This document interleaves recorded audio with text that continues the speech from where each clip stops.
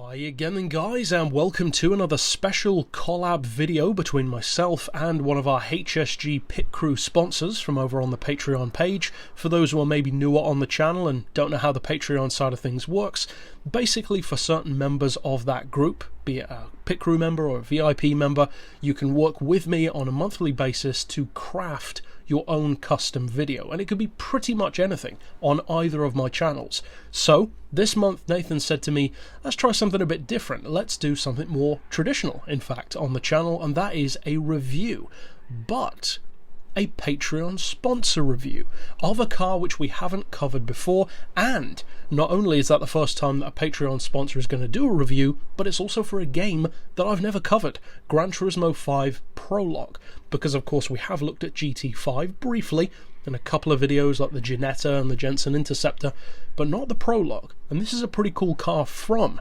said Prologue. So without any further ado, Mr. Howe, take it away. Hiya guys, welcome along to another episode of Forget Your Warranty, the series on this channel which focuses on the various tuner cars from the Gran Turismo franchise, ranging all the way from humble street builds all the way up to full-blown, purpose-built time attack monsters.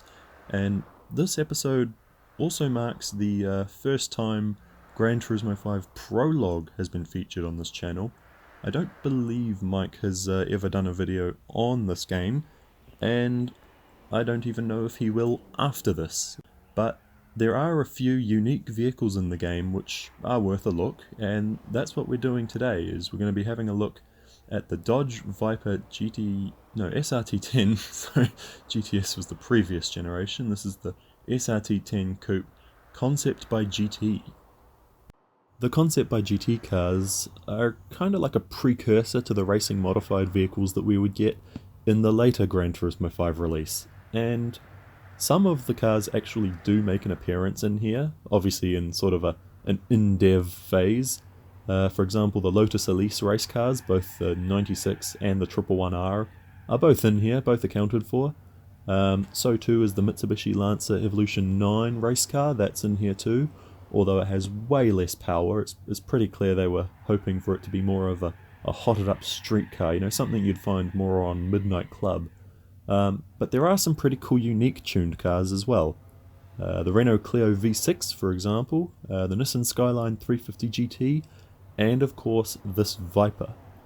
Now, of course all of those other cars, whether or not Mike covers them or not, I'll leave that up to him, or I might later on, you never know, but we're here to talk about the Viper, so let's get into it. Right off the bat, this Viper will cost you the nice clean sum of 200,000 credits, which is nearly double the regular Viper. The regular Viper is like 99,500, something like that. It's pretty much 100,000 credits, right? So for double your money, what do you get? And I'm sorry to say, not much else. When I first bought this car, I was kind of expecting it to perform a bit more like the Dodge Viper ACR. Of course, Gran Turismo 5 Prologue came out in 2008, and so did the Viper ACR. So I was kind of expecting this to be like Gran Turismo's answer to how the ACR would perform, how it would feel, how it would treat you, you know, when you're asking it to go fast. It certainly does look the part. It does have quite a ACR reminiscent sort of body kit. It's got the rims, the spoiler, the carbon hood. It's a very attractive car, don't get me wrong, but the power boost just isn't quite up there. The ACR, in the end, had 600 horsepower. Well, that generation did anyway. I'm not sure about the later models, but anyway, 600 was the magic number.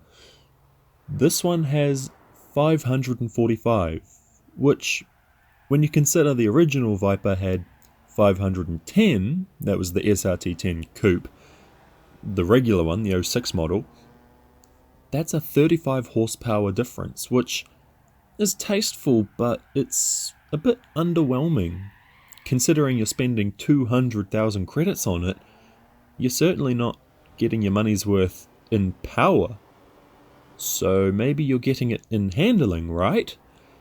Well, that's where it kind of depends on you as a driver. The Viper, of course, isn't exactly known for being the most forgiving of vehicles, even to the experienced, let alone the rookies, but if you're the sort of driver that likes the thrill of no traction control, no stability management, well, you're going to have a hard time pedaling this thing because it's a Viper. Because Viper. It's got heaps of torque, heaps of weight. Exactly how much, I can't tell you because Gran Turismo haven't put those numbers in the game, which is kind of annoying, but it's not the first time they've done it, so I guess we just have to roll with it.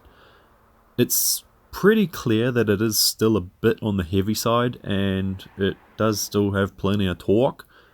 I would guess it would be somewhere around maybe the 1400, 1300 kilo mark, and it certainly does feel it. Like, when you're braking, it does require that much extra room to pull up, and around corners, if you overcommit to a corner, it'll just go straight off. But at the end of the day, it is still an American sports car, and that just seems to be something that most American sports cars have in common, is they're a bit bulkier, just like Americans.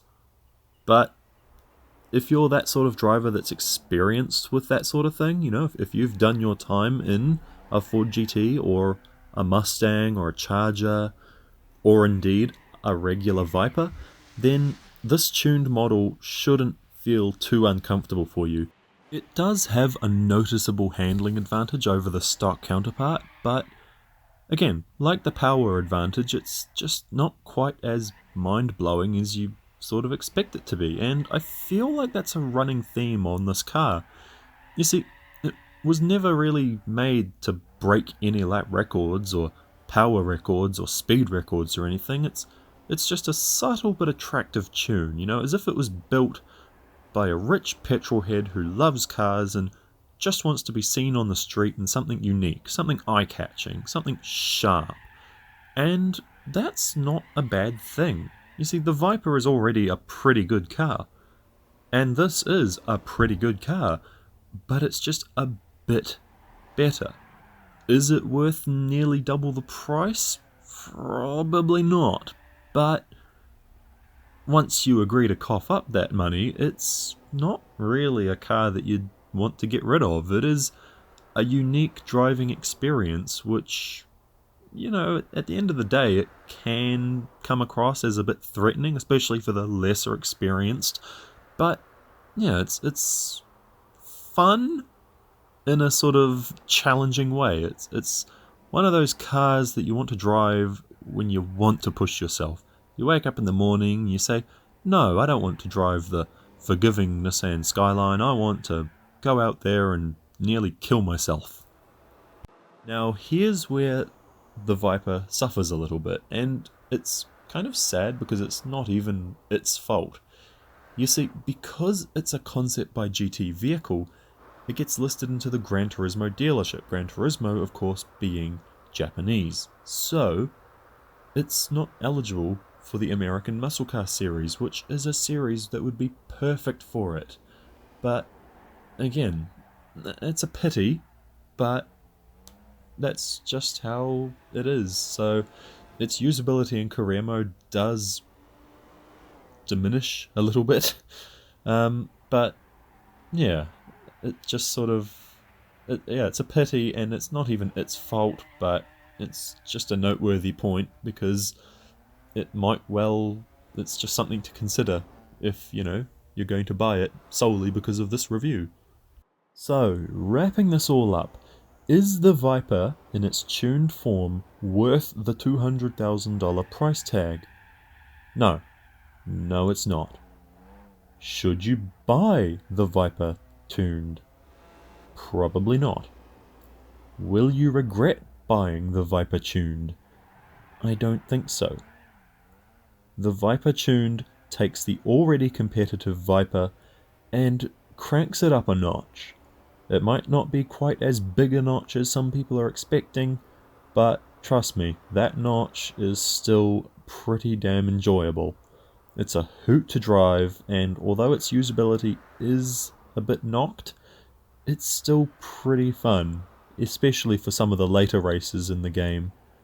I reckon if you gave it a bit of a try, gave it some mileage, you'd learn some valuable racing techniques in it, namely how to wrestle a 500 horsepower 8 litre V10 without killing yourself, because, after all, that's what Gran Turismo is for, right? Letting us do things that make insurance companies get nervous. And so that's it for this particular Pit Crew sponsor video of the month. As I said at the start, if you would also like to work with me on a monthly basis to craft these videos, then you can click the link in every description of every video that I put out to go and check over the rewards that are on that page. But that's it for this pick overall. Of course, we'll see you guys next time, and next month specifically, for a different video as well. And for now, as always, thanks for watching.